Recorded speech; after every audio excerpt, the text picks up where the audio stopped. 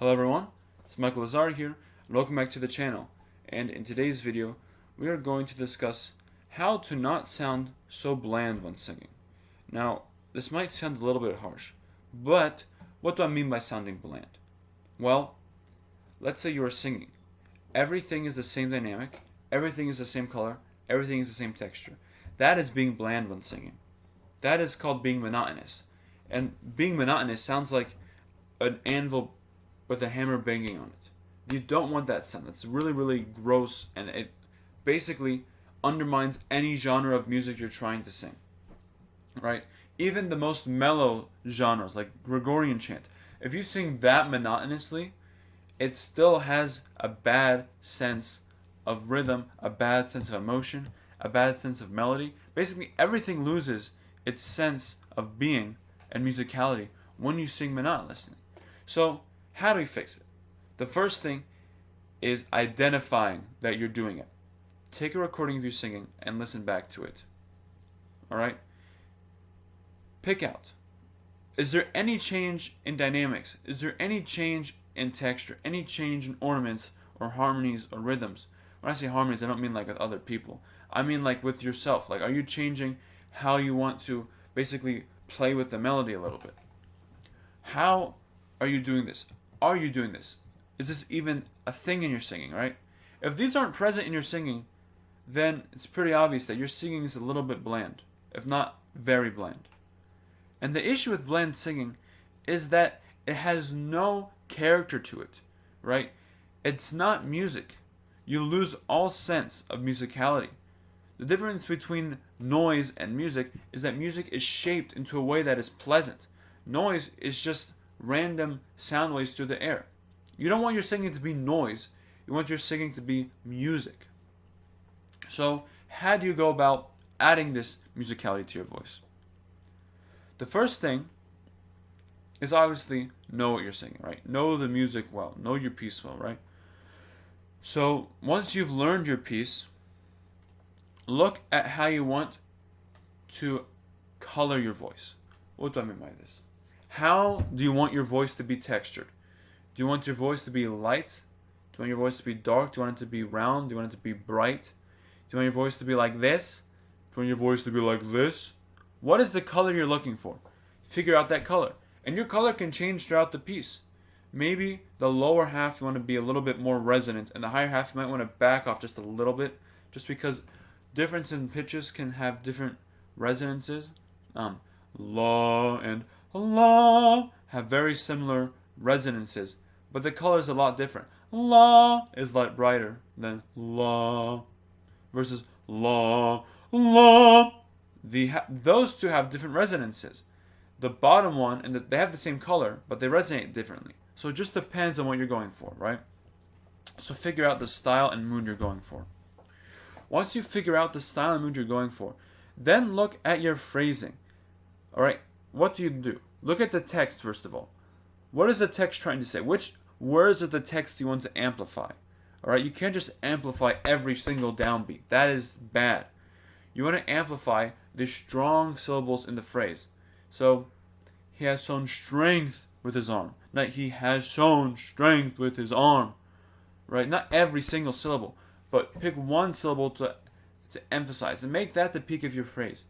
He has shown strength with his arm, or like he has scattered the proud, or other things like that. It could be maybe like oh say can you see by the dawn's early light. Like you pick the words in the phrase you want to emphasize, right? And with those words, you shape the phrase around them, right? If you want to emphasize them, then you want to make sure that they get more prolongation or attention. How can you give more attention? Maybe lingering on the notes a little bit more. It could also be dynamics. Maybe you crescendo so that those are the peak and then you come down after them. Crescendos and decrescendos are important. Having dynamics when you sing is very good. Another thing could be ornamenting, right? Are you going to ornament those notes? Are you going to add a flutter to it? Are you going to add a little bit of a trill? Maybe a mordant? Maybe a turn? How are you going to ornament those notes that are accented or that are stressed? Right? If you figure out how you want to ornament them, or at least if you do even want to ornament them, or how you want to phrase them, or structure the notes around them, then your voice will have a lot more dynamic and pop to it, right? So we talked about, shaping and phrasing, dynamics, adding a different color to your voice, right? But what's the most important thing that makes you stop sounding bland? And it's your energy. You have to have energy when you sing. No matter what you sing, there's always has to be energy. Unless the character you're going for is a bit more solemn and sad, even then you still need some energy, right? Quiet does not mean no energy. Quiet just means less air. Not the speed of your air, but just less of it. So if I want to sing the cherubic hymn in tone 8, and quietly, I can't just sing without energy. This is what it sounds like quietly without energy.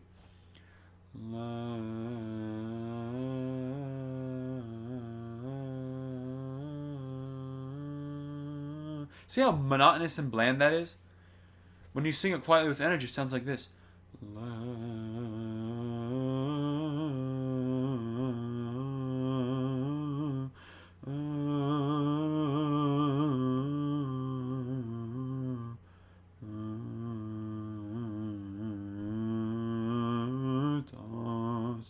You can hear it's a lot more supported. It definitely sounds a lot more pleasant to listen to, right? And the energy's there. You can hear it.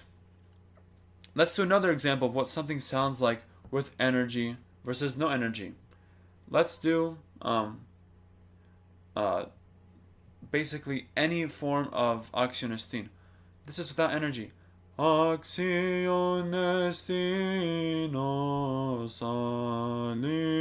alithos Makaris insetin theon tokon. See how monotonous that is? Versus Action estinos alithos Makaris insetin theon tokon. The difference there is I'm adding dynamics. I am adding phrasings. I am adding all these different things, right? When you're singing, you don't want to be the anvil and the hammer. You want to be the river. You want to have flow in your voice, all right? So how can you practice this? Take a piece you know and apply these things to it. Think about the phrasings. Think about the small details. Think about the dynamics. You want to sound good. You want to sound enjoyable. You want to sound pleasant. All right? Record yourself. Record how you sing. And listen back. Say, is my phrasing good? Is my phrasing bad? How do I want to shape things differently? Do I want to even shape things differently? Right? You have to be introspective and willing to change. All right? And I can guarantee you guys, wherever you are singing monotonously in some degree. All right? Whether you realize it or not, you probably are. If you think you're not, go and listen to one of your recordings. You probably are. All right? The reason why I'm saying this is because everybody deals with this. Everybody has times where they don't sing with energy or fervor. Listen to your recordings and make it a practice. Because remember, the more you put it into practice, the more consistent you become with it. Right? You become as you are practicing. If you practice bad, with bad technique and bad dynamics and no rhythm or support, you're going to sing with all those things. So make sure you put this into your practice. I hope you found this video helpful. If you did, I would greatly appreciate if you liked and subscribed. Other than that, I'll see you on the next one and have a great day.